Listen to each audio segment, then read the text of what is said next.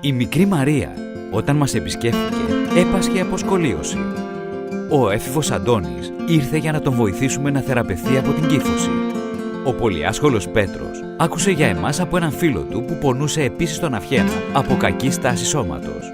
Η μέλουσα μαμά Ειρήνη πέρασε το κατόφλι μας με πόνους στη μέση και μουδιάσματα στα κάτω άκρα. Η κυρία Γεωργία είχε κάταγμα στη σπονδυλική στήλη εξαιτίας της οστεοπόρωσης. Ο κύριος Μπάμπης, που τον ταλαιπωρούσε η μέση του για πολύ καιρό αλλά φοβόταν την εχείριση. Ήρθαν στο κέντρο σκολίωσης αναζητώντας λύση. Έφυγαν με ένα μεγάλο χαμόγελο. Σκολίωσης Spine Laser Center. Η λύση για όλες τις παθήσεις και παραμορφώσεις της σπονδυλικής στήλης σε όλες τις ηλικίες. Ελάτε στο φιλόξενο χώρο μας. Το σύστημα Formetric προηγμένης τεχνολογίας, μοναδικό στην Ελλάδα, χωρίς εκπομπή ακτινοβολίας, κατάλληλο για όλους, ακόμα και για εγγύους, καταγράφει τρισδιάστατα και με ακρίβεια όλες τις παραμορφώσεις της σπονδυλικής στήλης.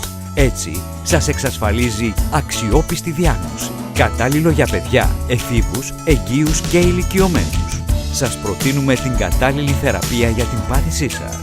Μόνο ένας γιατρός μπορεί να διαγνώσει τις παθήσεις και παραμορφώσεις της σπονδυλικής στήλης. Σκολίωσης Spine Laser Center. Από το 1952, δίπλα σας με συνεχή έρευνα και άρτια τεχνογνωσία για μόνιμα αποτελέσματα. Γιατί η ποιότητα ζωής είναι δικαίωμα όλων.